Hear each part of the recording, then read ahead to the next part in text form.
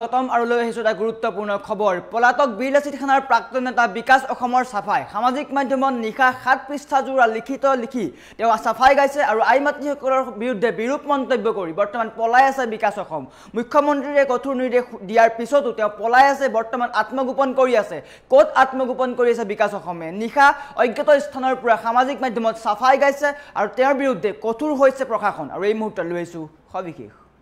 জনাই আছো ডাঙৰ খবৰ টাইম এট বিগ ব্ৰেকিং পলাতক বিকাশ অসমৰ সামাজিক মাধ্যমত সাফাই আত্মগোপন কৰি থকা বিকাশ অসমৰ সামাজিক মাধ্যমত সাফাই অজ্ঞাত স্থানৰ পৰা নিশা ফেচবুকত পোষ্ট কৰিছে আৰু 7 পৃষ্ঠা জোৰা সাফাই দিছে 7 পৃষ্ঠা জোৰা লিখিত সাফাই বিকাশ অসমৰ নিশা অজ্ঞাত স্থানৰ পৰা 7 পৃষ্ঠা জোৰা লিখিত সাফাই আইমাতৃক লৈ বিৰূপ মন্তব্য কৰি বৰ্তমানো পলাই আছে বীৰলাচিত সেনাৰ প্ৰাক্তন নেতা বিকাশ অসম মুখ্যমন্ত্ৰী কঠোৰ হোৱাৰ পিছতে বিকাশ অসমৰ আত্মগোপন মুখ্যমন্ত্ৰীয়ে স্পষ্টকৈ কৈছিলে আইমাতৃৰ বিৰুদ্ধে বিৰূপ মন্তব্য কৰা সেইগৰাকী নেতাৰ বিৰুদ্ধে কঠোৰ হ'ব প্ৰশাসন আৰু বৰ্তমান আত্মগোপন কৰি আছে এতিয়া আৰক্ষীয়ে জোৰদাৰ তদন্ত চলাইছে কোট আত্মগোপন কৰি আছে বিকাশ অসমে বীৰলাচিত সেনাৰ বিৰুদ্ধেও কঠোৰ হৈছে ৰাজ্য চৰকাৰ মুখ্যমন্ত্ৰীয়ে স্পষ্টকৈ কৈছিল আলফাৰ দৰে বীৰলাচিত সেনাকো অসমত নিষিদ্ধ ঘোষণা কৰিবলগীয়া হ'ব পাৰে আৰু তাৰ বিৰুদ্ধে জিলাই জিলাই বীৰলাচিত সেনাৰ বিৰুদ্ধে চলিছে তীব্ৰ অভিযান কেইবাগৰাকী নেতাক আটক কৰিছে গ্ৰেপ্তাৰ কৰিছে আৰু আটাইতকৈ ডাঙৰ খবৰ বীৰলাচিত সেনাৰ প্ৰাক্তন নেতা বিকাশ অসম বৰ্তমান পলাতক কেইবাদিন হ'ল তেওঁ আত্মগোপন কৰি আছে আৰু কালি নিশা সামাজিক মাধ্যমত সাফাই গাইছে 7 পৃষ্ঠা জোৰা সাফাই দিছে তেওঁ আইমাতৃসকলক লৈ বিৰূপ মন্তব্য কৰা অৰুণোদয় আঁচনি লাভ কৰাক লৈ বিৰূপ মন্তব্য কৰা বিতৰ্কিত মন্তব্য কৰা নিজকে নেতা বুলি পৰিচয় দিয়া বিকাশ অসম বৰ্তমান পলাতক হৈ আছে আৰু বিকাশ অসমক বিচাৰি আৰক্ষীয়ে জোৰদাৰ অভিযান চলাইছে শীঘ্ৰেই তেওঁ গ্ৰেপ্তাৰ কৰিব কিন্তু তাৰ উপৰিও বীৰলাচিত সেনাৰ বিৰুদ্ধে কঠোৰ হৈছে প্ৰশাসন কঠোৰ হৈছে ৰাজ্য চৰকাৰ বীৰলাচিত সেনাই অসমৰ যি ব্যৱসায়িক পৰিস্থিতি সেই ব্যৱসায়িক পৰিস্থিতি বিনষ্ট কৰিছে সমান্তৰালকৈ ধন দাবী কৰি অসমৰ পৰিস্থিতি বিনষ্ট কৰিছে শেহতীয়াকৈ অপহৰণৰ দৰে কাৰ্যত লিপ্ত হৈছিল বীৰলাচিত সেনাৰ কেইবাগৰাকীও নেতা আৰু তেওঁলোকক গ্ৰেপ্তাৰ কৰিছিল তাৰ পিছতে সংবাদমেল সম্বোধন কৰিছিল ৰন্তু পানী ফুকনে আৰু সংবাদমেল সম্বোধন কৰি থাকোঁতে ৰন্তু পানী ফুকন আৰু কেইবাগৰাকী সদস্যক গ্ৰেপ্তাৰ কৰে আৰক্ষীয়ে আৰু বীৰলাচিত সেনাৰ বিৰুদ্ধে কঠোৰ হৈছে মুখ্যমন্ত্ৰী কঠোৰ হৈছে প্ৰশাসন কিয়নো মুখ্যমন্ত্ৰীয়ে স্পষ্টকৈ কৈছে যে ধুবুৰীৰ পৰা খদিয়ালৈকে অসমত টকা ঘটা বা টকা চান্দা তোলা একমাত্ৰ সংগঠন হৈছে বীৰলাচিত সেনা বীৰলাচিত সেনাই সমগ্ৰ অসমৰ পৰিৱেশ বিনষ্ট কৰিছে অসমত চান্দা তুলি অসমৰ ব্যৱসায়িক পৰিস্থিতি বিনষ্ট কৰিছে তাৰ বিৰুদ্ধে কঠোৰ হৈছে মুখ্যমন্ত্ৰী আৰু কঠোৰ হৈছে প্ৰশাসন আৰু আইমাতৃসকলক লৈ বিৰূপ মন্তব্য কৰা কোনো লোকক ৰেহাই দিয়া নহ'ব ইয়া চৰকাৰে মানি নলয় মুখ্যমন্ত্ৰীয়ে স্পষ্টকৈ কৈছিলে আৰু বিকাশ অসম সেই দিনাৰে পৰা আত্মগোপন কৰি আছে আৰু আত্মগোপন কৰি বৰ্তমান কালিৰ নিশা তেওঁ অজ্ঞাত স্থানৰ পৰা সামাজিক মাধ্যমত সাফাই দিছে দৃশ্যাংশ দেখুৱাই আছো 7 পৃষ্ঠা জোৰা সাফাই গাইছে তেওঁ নিজকে নেতা বুলি পৰিচয় দিয়া এইগৰাকী নেতাই অসমীয়া আইমাতৃসকলক লৈ বিৰূপ মন্তব্য কৰিছিল আৰু তাৰ পিছতে কঠোৰ হৈছিল মুখ্যমন্ত্ৰীয়ে স্পষ্টকৈ কৈছিল এওঁ যদি ক্ষমতাৰ ব্যৱহাৰ কৰিব নাজানে তেন্তে ক্ষমতাৰ ব্যৱহাৰ কৰিবলৈ শিকক আৰু যদি নাজানে তেন্তে চৰকাৰে তেওঁক ভালদৰে শিকাই ল'ব কেনেকৈ শিকাব লাগে সেয়া চৰকাৰে ভালদৰে জানে আৰু তেওঁৰ বিৰুদ্ধে কঠোৰৰ পৰা কঠোৰ শাস্তিৰ বাবে প্ৰশাসনক নিৰ্দেশ দিছিল এছপি সকলক লৈ বৈঠক আৰম্ভ কৰিছিল জিলাই জিলাই বীৰলাচিত সেনাৰ বিৰুদ্ধে কঠোৰ হৈছে প্ৰশাসন কঠোৰ হৈছে আৰক্ষী ধন দাবী কৰি গ্ৰেপ্তাৰ হৈছিল 8 গৰাকী বীৰলাচিত সেনাৰ সদস্য 22 লাখ টকাৰ ধন দাবী কৰিছিল কল্পনা কৰক অপহৰণৰ দৰে কাৰ্যত লিপ্ত হৈছিল জাতীয়তাবাদী বুলি নিজকে পৰিচয় দিয়া নেতাসকল আৰু বৰ্তমান বিকাশ অসম পলাতক হৈ আছে কোট আছে কোনেও নাজানে বৰ্তমান তেওঁ অজ্ঞাত স্থানৰ পৰা ফেচবুকত সাফাই গাইছে 7 পৃষ্ঠা জোৰা সাফাই গাবলৈ আৰম্ভ কৰিছে আৰু হয়তো শীঘ্ৰেই তেওঁ গ্ৰেপ্তাৰ কৰিব পাৰে কঠোৰ হৈছে মুখ্যমন্ত্ৰীয়ে স্পষ্টকৈ কৈছিলে কোনো কাৰণত এওঁৰ বিৰুদ্ধে মানি লোৱা নহ'ব অসমীয়া আইমাতৃসকলক লৈ বিৰূপ মন্তব্য কিদৰে কৰিব পাৰে কিবা এটা প্ৰতিবাদ কৰিছে সেয়া কোনো ক'বলগীয়া নাই কিন্তু সামাজিক মাধ্যমত আইমাতৃসকলক লৈ বিৰূপ মন্তব্য এয়া মানি লোৱা নহ'ব আইমাতৃসকলক সকলোৱে শ্ৰদ্ধা কৰে মুখ্যমন্ত্ৰীয়ে স্পষ্টকৈ কৈছে আইমাতৃসকল আমাৰ হৃদপিণ্ড আমি শ্ৰদ্ধা কৰোঁ আমাৰ মা হয় তেওঁলোক আৰু সেই মাসকলক নাগালেণ্ডৰ এবিধ বিশেষ জন্তুৰ সৈতে তুলনা কৰিবলৈ ক'ত সাহস পালে বিকাশ অসমে আৰু তাৰ বিৰুদ্ধে কঠোৰ হৈছে মুখ্যমন্ত্ৰী কঠোৰ হৈছে প্ৰশাসন বিকাশ অসমক শীঘ্ৰে গ্ৰেপ্তাৰ কৰিব 7 পৃষ্ঠাজোৰা সাফাই গাইছে আত্মগোপন কৰি আছে কেইদিনমান আগলৈকে বুকু ফুলাই ভাষণ দিয়া বিকাশ অসম বৰ্তমান আত্মগোপন কৰি আছে ক'ত আত্মগোপন কৰি আছে কোনেও নাজানে আৰক্ষীয়ে জোৰদাৰ অভিযান চলাই আছে হয়তো শীঘ্ৰে গ্ৰেপ্তাৰ হ'ব বিকাশ অসম কিন্তু নিশা ভাগত তেওঁ সামাজিক মাধ্যমত সাফাই গাবলৈ আৰম্ভ কৰিছে এফালৰ পৰা সাফাই গাইছে বিকাশ অসমে আই মাতৃসকলক লৈ বিৰূপ মন্তব্য কৰা এইগৰাকী নেতা বৰ্তমান পলাতক অৱস্থাত হৈ আছে কামৰূপৰ নেতা এইগৰাকী বিলাসী থানাৰ প্ৰাক্তন সদস্য প্ৰাক্তন নেতা তেওঁ বহিষ্কাৰ কৰা হৈছে বিলাসী থানাৰ পৰা আৰু বৰ্তমান তেওঁ পলাতক হৈ আছে ক'ত আছে কোনেও নাজানে আৰু আৰক্ষীয়ে হয়তো শীঘ্ৰে তেওঁ গ্ৰেপ্তাৰ কৰিব নিশাৰ ভাগত তেওঁ আত্মগোপন কৰি আছে কিন্তু বৰ্তমান নিশাৰ ভাগত তেওঁ সামাজিক মাধ্যমত সাফাই দিছে 7 পৃষ্ঠাজোৰা সাফাই গাইছে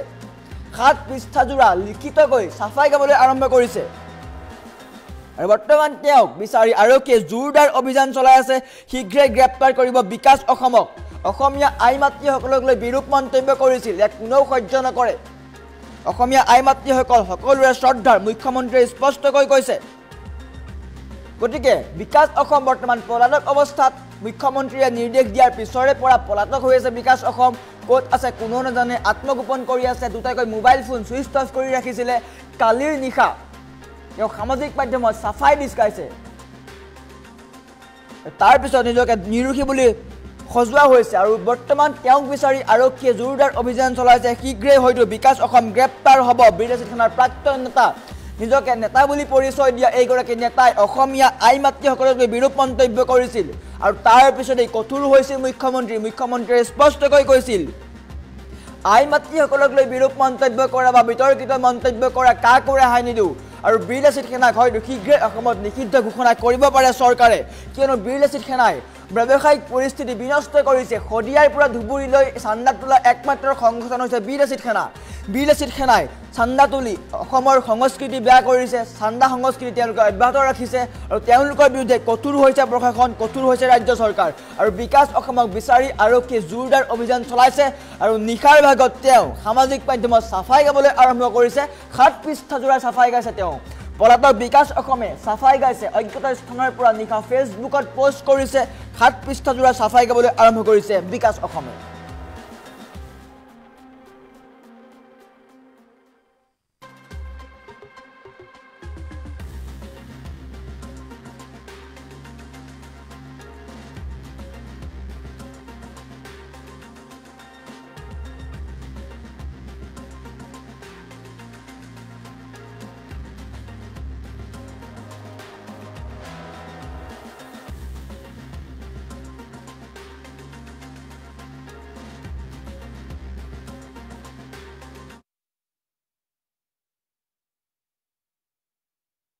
লাচিত সেনাৰ কাৰ্যকলাপক লৈ আমি গভীৰ অসন্তুষ্ট আৰু তেওঁলোকৰ কাৰ্যকলাপক আমি গভীৰ উদ্বেগেৰে সৈতে লক্ষ্য কৰি আছোঁ আলফাৰ দৰে লাচিত সেনাক হয়তো আমি এটা দিন আহিব আমি বেন কৰিবও লাগিব কাৰণ ব্যৱসায়ীসকলক লাচিত সেনাই যথেষ্ট অত্যাচাৰ কৰে অসমত ব্যৱসায়ৰ পৰিৱেশ এটা যোৱা 2 মাহ তেওঁলোকে একেবাৰে নষ্ট কৰি দিছে আৰু যোৱাকালি লাচিত সেনাৰ এগৰাকী কৰ্মকৰ্তাই অসমৰ আই মাতৃসকলৰ প্ৰতি যি অপমানসূচক মন্তব্য দিলে তাৰ বাবেও মই ইতিমধ্যে আৰক্ষীক সেই ব্যক্তিজনৰ বিৰুদ্ধে কঠোৰ ব্যৱস্থা গ্ৰহণ কৰিবলৈ নিৰ্দেশ দিছোঁ আৰু এই ব্যৱস্থা সঁচাকৈয়ে কঠোৰ হ'ব সেইটোকে কৈছোঁ মই বেয়া শব্দ মোৰ মুখেদি নোলাব কিন্তু সেই ব্যক্তিজনৰ বিৰুদ্ধে সঁচাকৈয়ে কঠোৰ ব্যৱস্থা ল'বলৈ মই আৰক্ষীক নিৰ্দেশ দিছোঁ মই নাম ক'ব খোজা নাই নাম কোৱাটো মোৰ উদ্দেশ্য নহয় যোনে অসমীয়া মাতৃৰ বিৰুদ্ধে বেয়া শব্দ প্ৰয়োগ কৰিছে তাক মই মানি ল'ব নোৱাৰোঁ আৰু এই ব্যক্তিজনে ক্ষমতা কেনেকৈ ব্যৱহাৰ কৰিব লাগে তাক শিকিব লাগিব আৰু সেইখিনি শিকাবৰ কাৰণে যি কৰিব লাগে চৰকাৰে কৰিব বেন কৰাৰ হয়তো শব্দ এটা লিখিব যে এনেকৈ যদি ধন দাবী কৰে এনেকৈ যদি এক প্ৰকাৰ দেশৰ অৰ্থনৈতিক বিকাশত বাধা আৰোপ কৰে তেতিয়াহ'লে ডেফিনেটলি এটা সময় আহিব য'ত আমি গোটেই সংগঠনটোৰ বিৰুদ্ধে ডাঙৰ ব্যৱস্থা ল'ব লাগিব। বৰ্তমান লাচিত সেনাৰ কথা কৈছোঁ। লাচিত সেনাৰ কাৰ্যকলাপক লৈ আমি গভীৰ অসন্তুষ্ট আৰু তেওঁলোকৰ কাৰ্যকলাপক আমি গভীৰ উদ্বেগেৰে সৈতে লক্ষ্য কৰি আছোঁ। আলফাৰ দৰে লাচিত সেনাক হয়তো আমি এটা দিন আহিব আমি বেন কৰিবও লাগিব, কাৰণ ব্যৱসায়ীসকলক লাচিত সেনাই যথেষ্ট অত্যাচাৰ কৰে। অসমত ব্যৱসায়ৰ পৰিৱেশ এটা যোৱা 2 মাহ তেওঁলোকে একেবাৰে নষ্ট কৰি দিছে। আৰু যোৱাকালি লাচিত সেনাৰ এগৰাকী কৰ্মকৰ্তাই অসমৰ আই মাতৃসকলৰ প্ৰতি যি অপমানসূচক মন্তব্য দিলে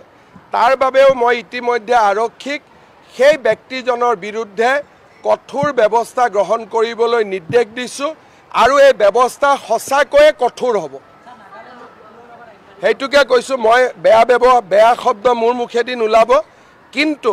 সেই ব্যক্তিজনৰ বিৰুদ্ধে সঁচাকৈয়ে কঠোৰ ব্যৱস্থা ল'বলৈ মই আৰক্ষীক নিৰ্দেশ দিছোঁ। মই নাম ক'ব খোজা নাই, নাম কোৱাটো মোৰ উদ্দেশ্য নহয়। যোনে অসমীয়া মাতৃৰ বিৰুদ্ধে বেয়া শব্দ প্ৰয়োগ কৰিছে তাক মই মানি ল'ব নোৱাৰোঁ। আৰু এই ব্যক্তিজনে ক্ষমতা কেনেকৈ ব্যৱহাৰ কৰিব লাগে তাক শিকিব লাগিব, আৰু সেইখিনি শিকাবৰ কাৰণে যি কৰিব লাগে চৰকাৰে কৰিব। বেন কৰাৰ হয়তো শব্দ এটা লিখিব যে এনেকৈ যদি ধন দাবী কৰে, এনেকৈ যদি এক প্ৰকাৰ দেশৰ অৰ্থনৈতিক বিকাশত বাধা আৰোপ কৰে তেতিয়াহ'লে ডেফিনেটলি এটা সময় আহিব য'ত আমি গোটেই সংগঠনটোৰ বিৰুদ্ধে ডাঙৰ ব্যৱস্থা ল'ব লাগিব। বৰ্তমান লাচিত সেনাৰ কথা কৈছোঁ। লাচিত সেনাৰ কাৰ্যকলাপক লৈ আমি গভীৰ অসন্তুষ্ট আৰু তেওঁলোকৰ